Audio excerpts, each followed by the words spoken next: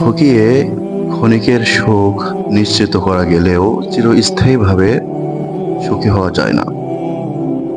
যে তোমাকে ঠকিয়েছে সে হয়তো নিজেকে অনেক চালাক ভাবছে, অনেক বুদ্ধিমান ভাবছে, কিন্তু কয়দিন, একদিন, 2 দিন, 3 দিন, 1 বছর সময়ের ব্যবধানে এই যাকে ঠকানো হয়েছে এর দীর্ঘশ্বাস, এর চোখের পানি, আর যে ঠকিয়েছে তার কর্মফল তাকে এমন ভাবে গ্রাস করবে, এটা 1 গুণ নয়, বহু গুণে ফিরে এসে তাকে গ্রাস করবে। তখন কিন্তু সে ভালো থাকবে না। এই জন্য ঠকিয়ে ক্ষণিকের সুখ নিশ্চিত হতে পারে, কিন্তু চিরস্থায়ীভাবে দুনিয়াতে, ইহকালে অথবা পরকালে চিরস্থায়ীভাবে সুখী হওয়া যায় না।